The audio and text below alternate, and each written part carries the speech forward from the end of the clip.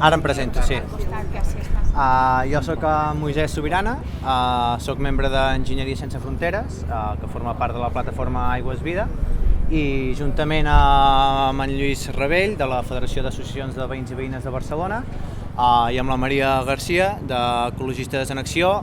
Totes tres són organitzacions que pertanyen a la plataforma Aigües Vida, i avui el que fem és presentar aquesta querella per un possible, un presumpte cas de corrupció a la constitució de l'empresa mixta el 2012 entre l'àrea metropolitana de Barcelona i Agbar.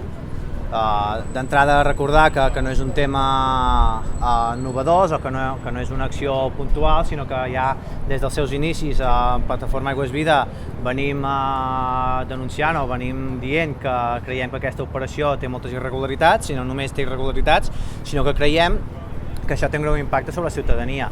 I això ho diem basant-nos en informes que han fet certes autoritats, que ara comentarem, i ara amb l'acció d'avui el que fem és posar això a consideració de la justícia perquè estableixi si hi ha hagut una actuació que no és conforme al dret i a més contrària a la justícia o no. I llavors l'acció d'avui respon a aquest objectiu. Com sabeu, el 2012 el que es produeix és un procés en el qual l'àrea metropolitana decideix crear una nova societat d'economia mixta amb participació d'un soci privat, i aquesta societat s'encarrega de prestar el servei d'abastament d'aigua i també el servei de sanejament. Creiem que aquesta operació, com comentava abans, presenta possibles irregularitats, i això es basa en diferents fets. Un d'ells és que creiem que la prestatària del servei a qui se li adjudica a dit per part de l'AMB, en aquest cas Aigües de Barcelona, no ostentava els títols legals per poder prestar el servei amb anterioritat a Barcelona, i per tant no quedava justificada aquesta adjudicació a dit. Aquesta constatació ve reafirmada per un informe que l'any 1993 la pròpia àrea metropolitana de Barcelona encarrega a un dels pares de la Constitució, el catedràtic Eduardo García Enterría, i en aquest informe el senyor Enterría afirma que en el millor dels casos la concessió a Barcelona va acabar el 2003 i que en la majoria de municipis de l'àrea metropolitana on opera la Societat General d'Aigües de Barcelona, és a dir, Agbar, no existeixen títols vàlids de concessió. Aquest informe, com deia, l'encarrega a la pròpia àrea metropolitana de Barcelona el 1993. A més, aquesta és la primera constatació que posem davant de la justícia. La segona és una sentència judicial que surt el 2010, en la qual un jutge dictamina que quan pregunta a Agbar, a l'Ajuntament de Barcelona i a l'àrea metropolitana de Barcelona que li donin el contracte de concessió per resoldre un cas, no obté cap informació acreditativa que avali que Agbar és el prestatari del servei. El jutge parla d'actuació il·legítima per part d'Agbar. I a més aquí afegim un tercer element en quant a la validesa dels títols que justifiquen aquesta operació de 2012, que és l'informe de l'Oficina Antifrau, en el qual també posa en dubte, qüestiona la validesa de tots aquests títols. Tots aquests elements ens fan pensar que hi ha motius suficients com per afirmar que l'AMB era coneixedora de la situació en la qual es trobava Agbar el 2012, i llavors el que nosaltres fem de nou és posar això a consideració del jutge perquè dictamini si això és cert o no és cert. El segon element que avui també posem de manifest és que en aquest procés del 2012 es configura aquesta societat d'economia mixta amb un percentatge de participació privada del 85% i participació pública del 15%. Aquests percentatges es fan en base a la valoració dels actius que porta la part privada i que porten la part pública. La part privada es valoren en 446 milions d'euros els actius que porten, però en aquesta part privada l'informe de l'Oficina Antifrau que s'ha publicat ara fa poques setmanes i que avui fem públic i a l'abast de tota la ciutadania, com deia, l'informe Antifrau qüestiona profundament la posició crítica que assumeix l'AMB, en la qual simplement fa un procediment formal en l'aprovació d'aquests actius, però no hi ha una consideració substantiva sobre si aquests actius són vàlids o no són vàlids.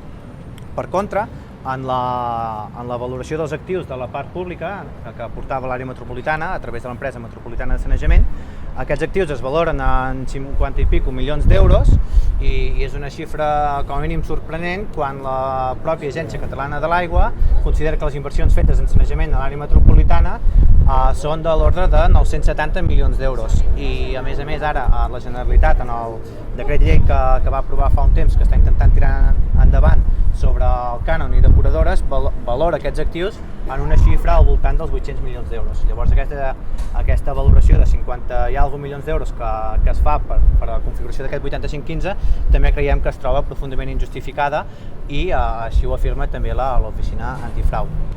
Tots aquests elements tenen impactes profunds sobre la ciutadania.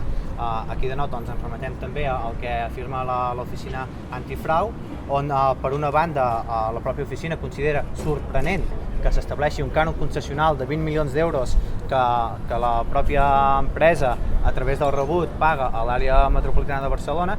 També troba qüestionable i cas d'una possible doble retribució que apareguin conceptes com ara una retribució per know-how que Agbar posa al servei d'aquesta empresa mixta. També s'estableix una retribució extraordinària d'actius amb un crèdit a un interès desproporcionat del 7,25% i finalment també s'estableix una clàusula que garanteix els beneficis.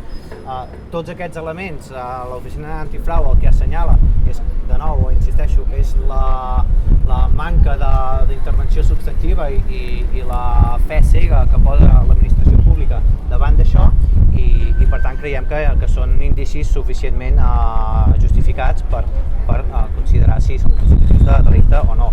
Tot això, com deia abans, té impactes directes sobre la ciutadania per la inclusió de tots aquests elements que tenen un impacte en el rebut i que l'Agència Catalana de l'Aigua, en un informe que realitzà sobre els impactes que tenia la creació d'aquesta societat d'economia mixta, valora que el sobrecost que tindrà per família i per any ronda els 63 euros.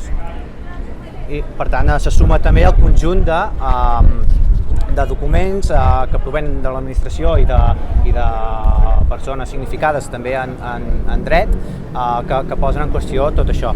Llavors, davant d'aquest conjunt de situacions, com deia abans, doncs el que hem fet avui és recopilar tota aquesta documentació i posar-la a criteri de la justícia per veure si aquesta considera que hi ha hagut delictes constitutius de delicte penal i per tant estem o no davant d'un possible nou cas de corrupció, entenent que els funcionaris en aquest cas van actuar presumptament conscients de que no actuaven a dret i que a més això tenia un impacte negatiu per la ciutadania. La querella l'hem presentat avui al matí i llavors a nivell procedimental se li atorgarà a un jutge i aquest dictaminarà si inicia el procés d'investigació i d'instrucció de la causa o no. Podries dir els delictes que s'imputen aquí? Si hi ha preguntes molt concretes d'àmbit judicial procedimental, li podem també passar la paraula a l'advocat. Els delictes són els quals considerem que la justícia ha d'estudiar és si hi ha hagut possible prevaricació, si s'ha actuat contra l'interès general. Perdona. I llavors les persones a les quals considerem que caldria considerar si han comès delictes o no són responsables tècnics de l'administració de l'àrea metropolitana i també els responsables polítics que votaren a favor de la constitució d'aquesta societat d'economia mixta. Per què us heu decidit ara presentar-ho? La societat es va crear el 2012, som el 2015. Hem realitzat ja, com deia abans, diverses denúncies, diversos moments comunicatius sobre aquesta operació en el 2012.